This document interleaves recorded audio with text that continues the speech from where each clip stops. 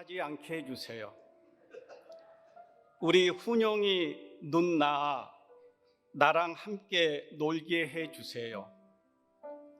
오늘 학교에서 수학시험 절대 보지 않게 해주세요. 예수님 이름으로 기도드렸습니다. 이 사진에 있는 아이는 올해 32 된 저희 큰아들입니다. 올 4월에 목사 안수를 받을 준비를 하고 있고요. 이 아이가 그토록 기도하면서 눈이 나아달라고 했던 작은 아들은 올해 27인데 태어나면서부터 앞을 보지 못했을 뿐만 아니라 신체 사이즈는 4대4 정도 된 수준, 치아는 하나도 없어서 밥을 믹서기에 갈아서 혀 끝에 올려주면 이게 녹아야만 삼키는, 그리고 지금까지 엄마 아빠 소리 한 번도 못한 아이, 본인이 유일하게 할 수 있는 것은 자신을 때리고 소리치는 것밖에 할 수 없는 아이, 이 동생을 위해서 이렇게 기도했던 우리 큰아들의 기도는 하나님께서 과연 들어주셨을까요? 다음 시를 소개하겠습니다. 부자문답.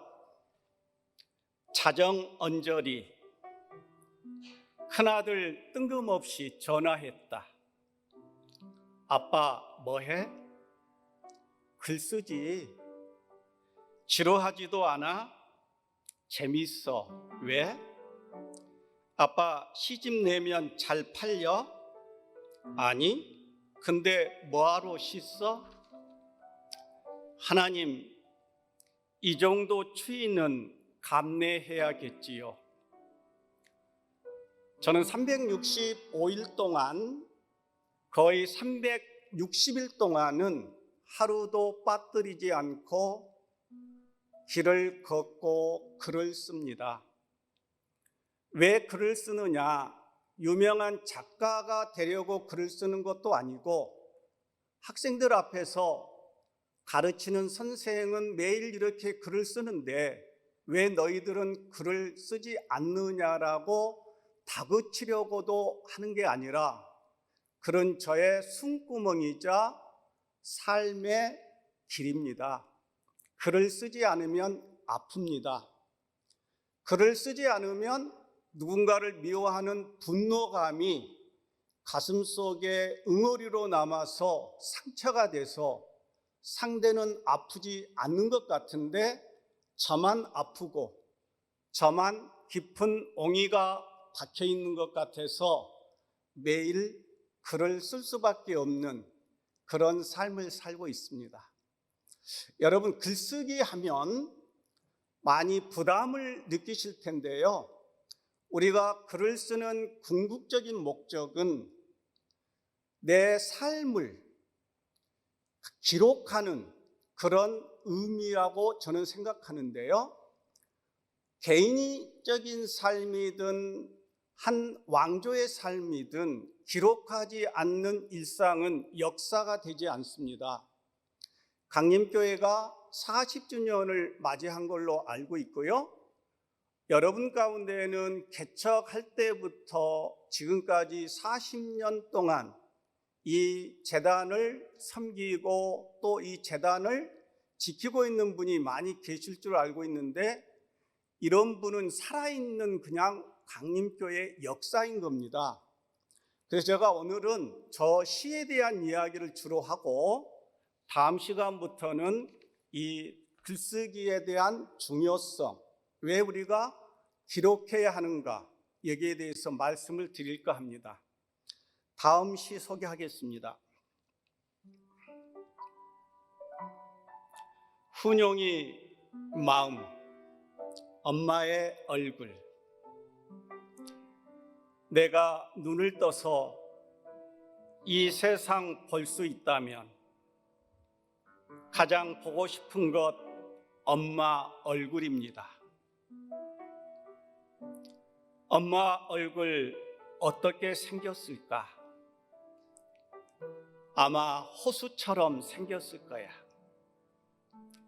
아니야, 난 아직 호수를 한 번도 본 적 없으니까. 엄마 얼굴 어떻게 생겼을까? 아마 백합처럼 생겼을 거야. 아니야, 난 아직 꽃 한 송이 본 적 없으니까. 하나님께서 내 눈을 뜨게 하셔서 이 세상 볼 수 있다면 가장 보고 싶은 것 엄마 마음입니다. 엄마 마음 어떻게 생겼을까? 분명 바다처럼 생겼을 거야. 바다를 한 번도 본 적 없지만 엄마는 늘 파도 소리 들려주셨으니까. 엄마 마음 어떻게 생겼을까? 분명 해처럼 생겼을 거야. 해를 한 번도 본 적 없지만 엄마는 늘 햇살을 뿌려주셨으니까. 난 아직 엄마 얼굴 단 한 번도 본 적 없지만 엄마 마음속에서 날마다 엄마를 보며 살아요. 여러분, 지금 이 시간에 여러분 앞이 보이지 않는다고 한번 생각해 보세요. 제가 몸담고 있는 한일장신대학교에는 장애인 학생이 아주 많습니다. 이번 학기 때 60이 다 된 여성 만학도 학생이 왔는데 의료 사고로 인해서 앞을 못 본 학생이에요.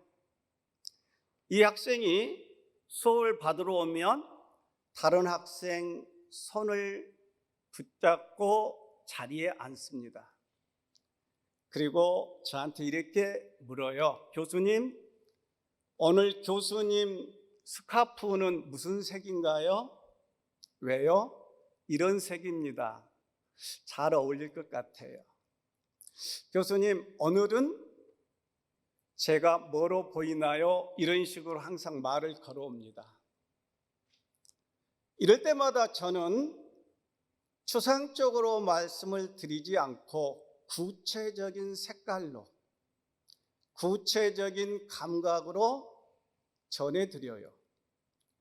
그럴 수밖에 없었던 게 그 사람이 저의 거울이기 때문에 그렇습니다. 그러면서 저는 왜 우리 아이는 엄마 아빠란 소리 한마디 못하면서 본인을 그렇게 때리고 소리를 지를까? 저 때리고 소리 지는 의미가 뭘까? 그래서 저는 우리 아이 마음을 좀 공부하려고 나름대로 심리상담학을 공부해서 이 아이 마음을 좀 이해하려고도 노력해봤지만 잘 안 되더라고요. 아비인 저도 새끼 마음을 모르는데 학생들 마음은 얼마나 모르는 선생이겠어요. 여러분 혹시 가족 중에 또는 주변에 우리 강림교회에 중증 복합장애를 앓고 있는 성도가 있습니까? 여러분 그 가정은, 당사자는 하루하루 사는 게 칼 능선을 걷는 것과 같습니다. 해발 9,900m를 오르내리는 것과 같습니다.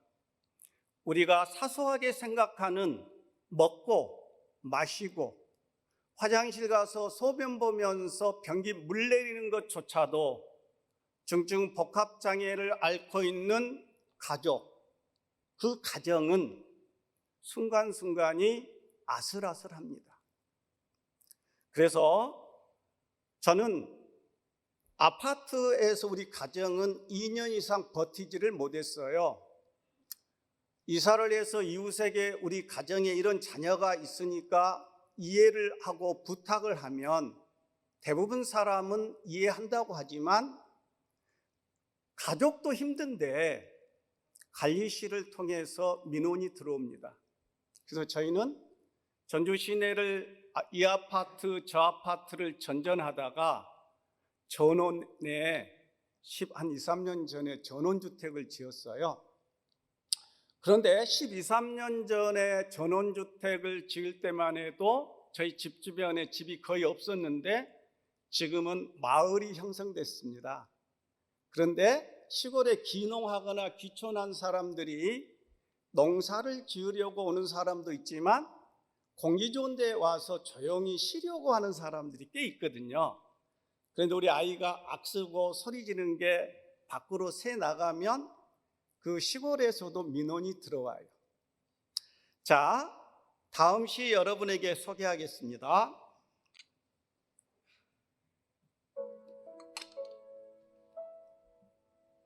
칼능선에서 하나님을 만나 떼쓴다. 빛 한 점 감지하지 못해 귀로 세상을 보는 여린 꽃. 성장을 능멸당한 권력과 정전된 뇌. 단 한 음절도 생성하지 못하는 굳은 혀.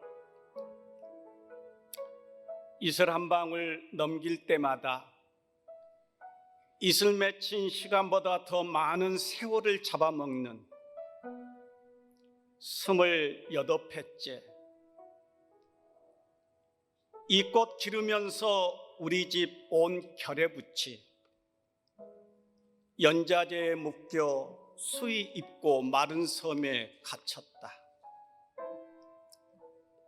쫓기듯 화심으로 숨어든 지 18회. 어디 가든 이 땅에 뿌리박고 사는 한 우리 권석한테는 유배지다. 하루하루가 넘어야 할 해발 9,900m다. 이 무명고지 칼등선에서 하나님을 만나 떼쓴다. 왜 이런 꽃을 피우셨느냐고.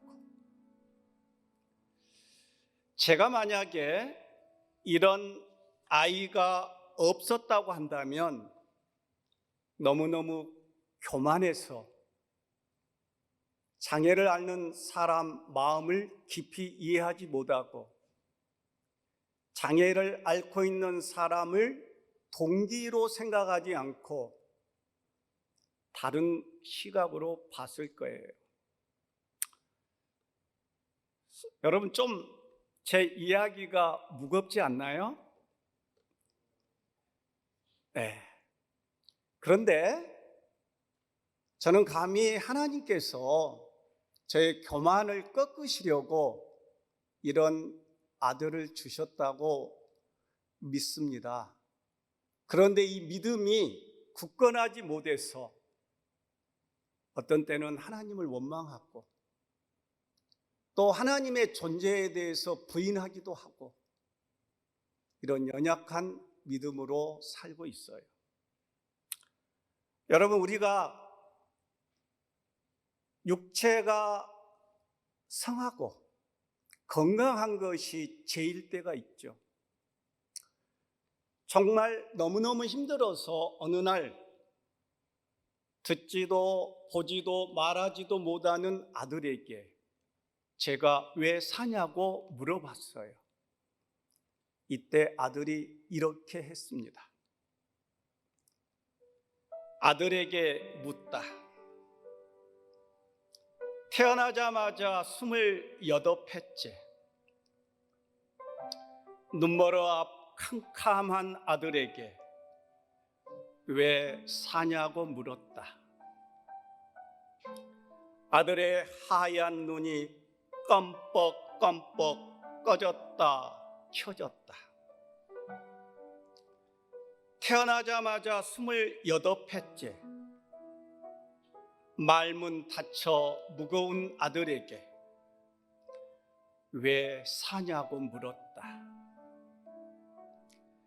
강냉이 알보다 작은 이가 알콩달콩 모여 웃었다.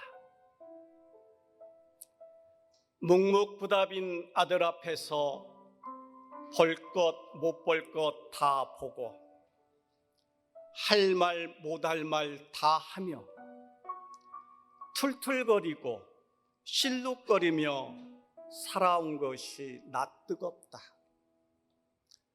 묵묵부답인 아들 앞에서 사는 것은 세월을 견디며 침묵해야 한다는 것을 나와 아들 사이를 잇는 고요 속에서 알아냈다. 저는 학생들 앞에서 글을 좀 몇십 년 왔다는 이유만으로 글은 이렇게 써야 한다, 삶은 이렇게 살아야 된다라고 감히 큰 소리를 많이 칩니다. 그러나 순간순간 죄짓고 순간순간 탐욕을 버리지 못하고 순간순간 시기 질투하는 제 모습을 보면서 우리 아들보다 못한 삶을 살고 있구나, 이런 깨우침을 많이 하고 있습니다. 저희 학교에 대해서 잘 아시겠지만 저희 학교는 지금은 아침 기도라고 하는데 지금은 과거에는 새벽 기도가 있었어요. 어느 날 새벽 기도에 딱 참여했는데 반주자가 이렇게 예배 시작하기 전에 반주를 하고 있는데 눈물에 둑이 무너져서 제가 주체할 수 없을 정도로 눈물이 쏟아졌어요. 제 큰딸이 지금 건강하게 살았으면 34 정도 될 거고요. 둘째가 건강하게 살았으면 지금 29 정도 될 겁니다. 근데 하나님께서 이 험한 세상에 너가 기르기 힘들 테니까 내가 길러주마 하고 데려가셨어요. 하나님, 고난을 감당할 사람한테 주신다고 하셨는데 저는 그런 고난을 감당할 만한 그릇이 못 되는데 왜 저한테 이렇게 고난을 한량없이 주십니까? 제가 얼마나 하나님을 원망했겠어요. 그런데 그날은 눈물에 둑이 무너지면서 이런 고백이 나왔습니다. 이제야 겨우 이 새벽 십자가 바라봅니다. 여리고 연약하여 바람에 휘날릴 수밖에 없는 제게 일찍이 혈압 강화제 먹게 하심, 비몸살 눈몸살 덤으로 주심, 다 사랑의 회초리였습니까? 이 새벽 십자가 바라봅니다. 어리석고 믿었지 못해 사소한 바람에도 흔들리는 제게 앞 전혀 보지 못한 아들 주심, 두 딸 일찍이 데려가심, 진정 사랑의 회초리였습니까? 그러시다면 그 과분한 사랑으로,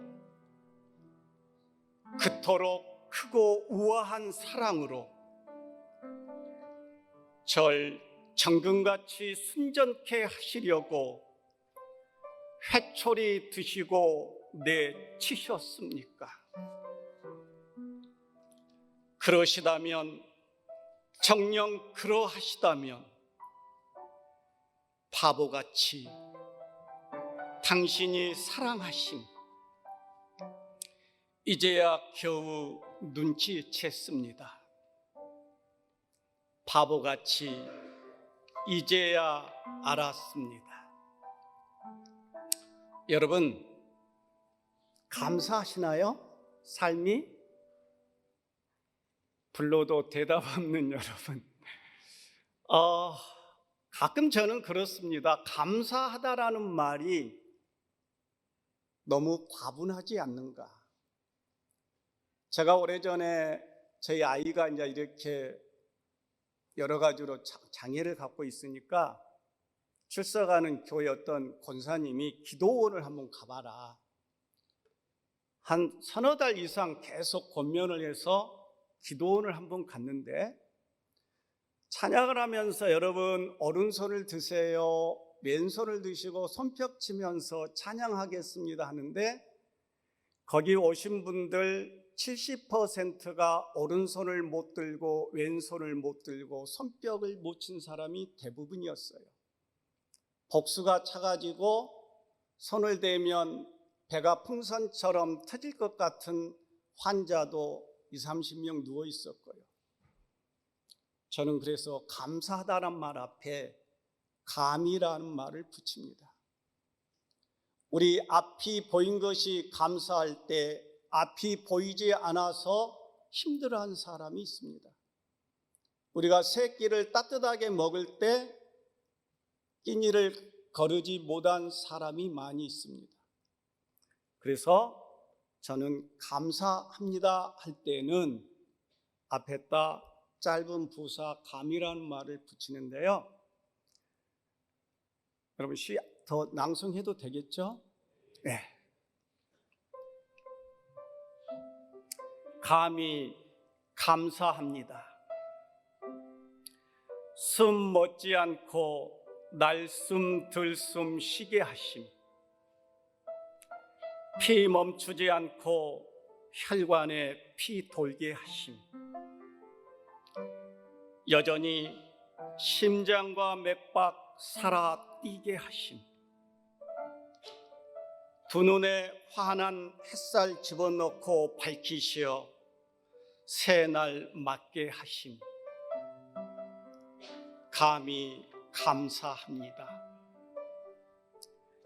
줄이지 않고 묵국에 밥 한 공기, 부모님이랑 둘러앉아 함께 먹게 하심, 숟가락 둘 수 있는 온전한 손 주심,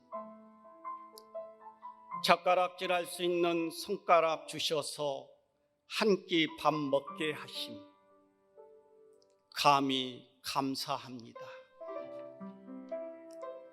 추위 주셔서 따스함 깨닫게 하심, 눈 내려 주셔서 고요 바라보게 하심, 오늘 또 신발 신고 걷게 두 발 주심, 풀림 노래 들을 수 있는 귀 주시어 우주와 소통케 하심, 감히 감사합니다. 저에게 특별한 고통을 선물로 주심, 한 번에 그치지 않고 두 번이나 주심, 저에게 특별한 아픔을 덤으로 주심, 그것이 주님의 진한 사랑이었음을 뒤늦게 깨닫게 하심, 감히 감사합니다. 저에게 어린아이 같은 마음 주심, 저녁 달빛 보고 잠 못 들게 하심, 새 날갯짓에 생각 훨훨 날게 하심,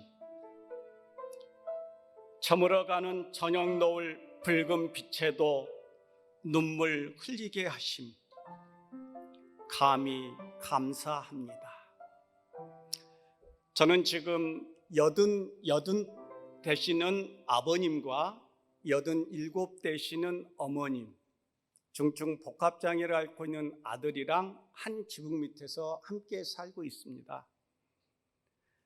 제가 우리 강림교회뿐만 아니라 여러 기관이나 교회에서 이런저런 강의를 받으러 강의 요청을 해서 가다 보면 어르신을 대상으로 해서 이렇게 하는 강의가 좀 있더라고요.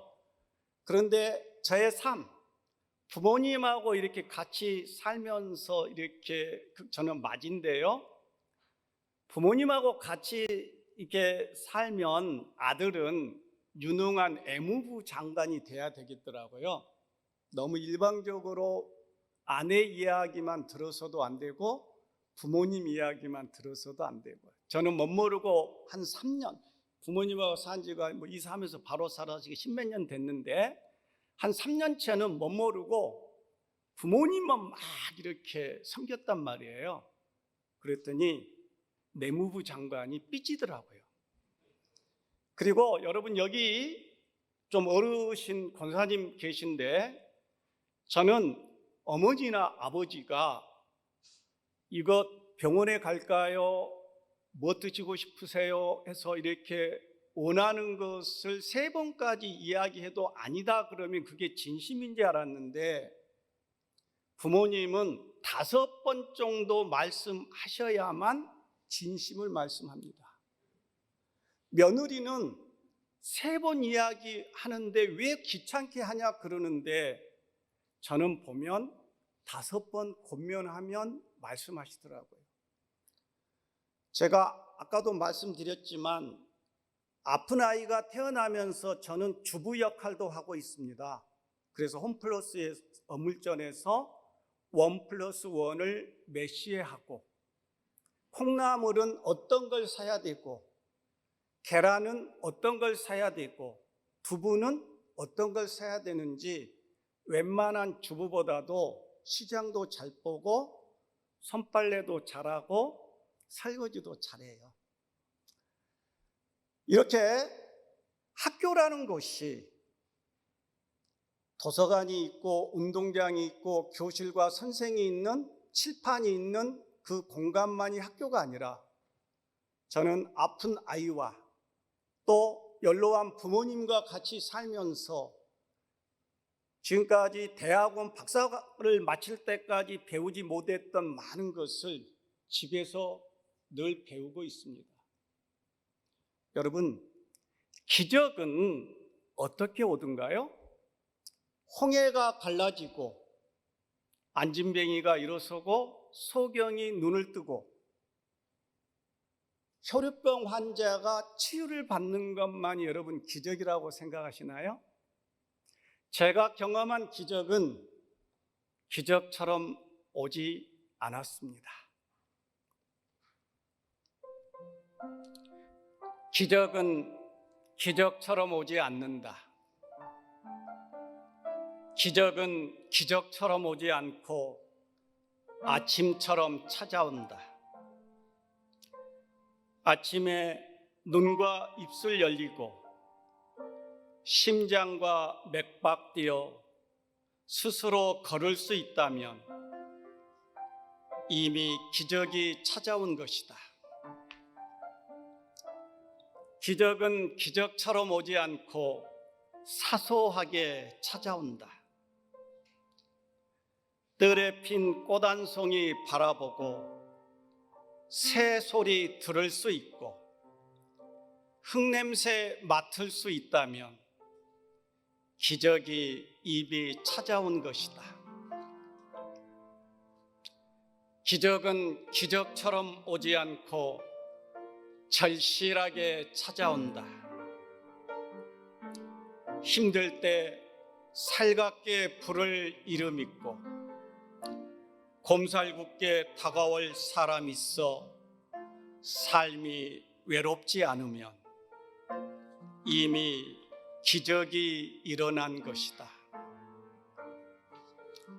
기적은 기적처럼 오지 않고 저녁처럼 찾아온다. 저녁에 돌아갈 집이 있고 그 집에서 만날 식구 있고 식구들 이름 부를 수 있다면 기적이 이미 일어난 것이다. 이제 제가 준비한 시는 맞는데 제가 이제 하나만 소개하고 마무리할까 해요. 힘드시겠지만 저는 한일장신대학교에서 학생들 글쓰기 지도를 할 때 일반 대학에서 하는 것과는 다르게 합니다. 일반 대학은 자소서 잘 쓰고 레포트 잘 쓰고 보고서 잘 쓰고 그래서 학점 잘 맞고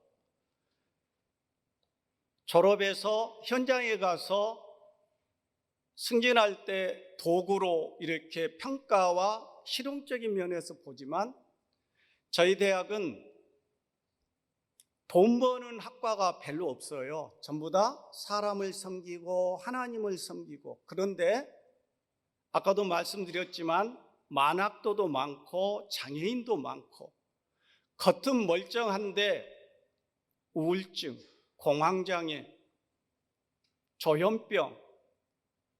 그래서 너 오늘 날씨가 추운데 옷을 왜 그렇게 얇게 입어서, 이 말 자체도 상처가 되는 이런 사람이 너무 많아요.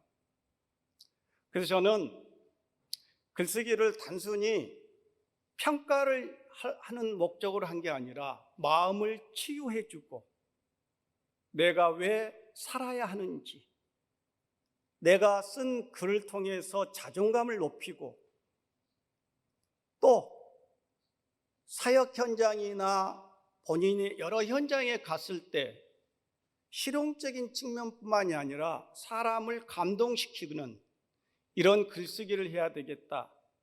그래서 제 글쓰기 과목을 받는 학생은 매일 글을 쓰게 합니다.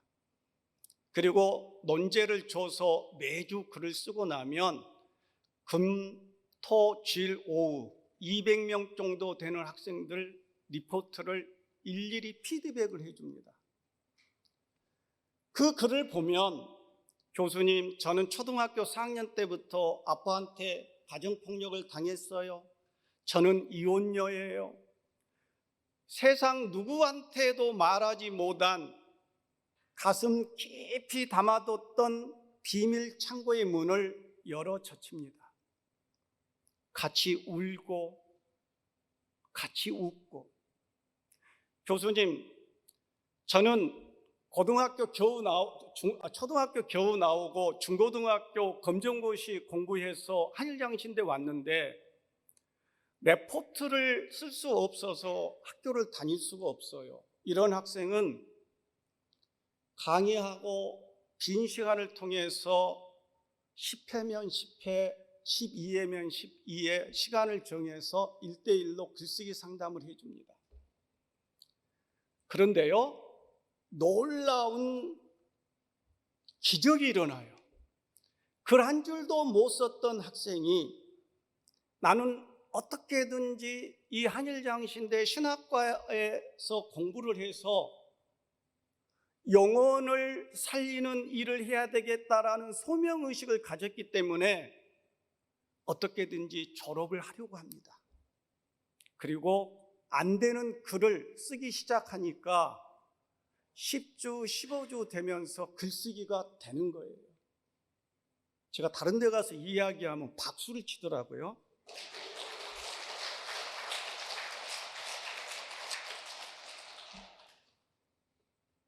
그리고 탈북한 학생, 북한에 다 가족을 남겨놓고 혈혈단신, 중국 가서 산전수전 다 겪고 한국에 와서 공부를 하면서 아무도 없는 거예요. 얼마나 고독하고 애롭겠어요. 이 학생이, 저는 종강을 하고 글을 쓰고 나서 방학 때도 저는 글쓰기 특강을 20몇 년째 하면서 학생들에게 글쓰기 지도를 하고 있고요. 또 글쓰기 상담을 통해서 또 작가가 되고자 하는 사람한테는 그 방학이든 학기든 금요일마다 만나서 이렇게 글쓰기 학습을 하고 있습니다. 지난주에 등단한 모 학생이 교수님, 우리 교회 와요. 그래서 어떻게 하셨어요? 그랬더니 제가 강림교회 다녀요. 그러더라고요. 근데 그 학생은 열심히 글쓰기를 해서 지금 등단한 작가예요. 등잔 밑이 어둡더라고요. 다음에 소개하는 시, 저는 종강할 때 남학생은 전부 다 한 번씩 이렇게 안고 고생했다고 다독게를 줍니다. 이 시만 소개하고 오늘 시간적으로 마무리할게요. 근데 어떤 학생은, 이 학생도 교수님, 저한테 교수님은 교수님이 아니라 아빠였어요 하면서 저를 안고 아빠 한 학기 동안 고생했어요. 저는 여기서 참 의연한 모습으로 반 웃으면서 이렇게 이야기를 하고 있지만 정말 눈물이 많은 사람입니다. 고백하자면 아까 양 목사님이랑 이렇게 와서 찬양대가 찬양을 하는데 왜 뜬금없이 눈물이 나와요? 저는 그런데 그 여학생이 저 귀에다 대고 아빠 한 학기 동안 정말 고생했어요. 너무너무 힘들었는데 아빠 때문에 이렇게 견디면서 한 학기 잘 마무리 지었었어요. 이 너는 풀이야라는 시를 그 학생을 위해서 쓴 시입니다. 이 짧은 시 우리 한 목소리로 읽어보실까요? 너는 풀이야, 시작. 바람 앞에서도 꺾이지 않고 굴복할 줄 몰라 풀풀 살아있는 너는 풀이야. 누군가에게 짓밟고 차여도 흙 한 번 털고 풀풀 일어서는 너는 풀이야. 모진 소낙비에 흠뻑 젖을지라도 빗방울 다스려 풀풀 풀어지는 너는 풀이야. 부족하고 여러 가지로 흠이 많은 사람이 이 과분한 자리에서 저의 삶, 저의 시에 대해서 여러분에게 이야기를 하고 나니까 정말 부끄러움이 파도같이 몰려옵니다.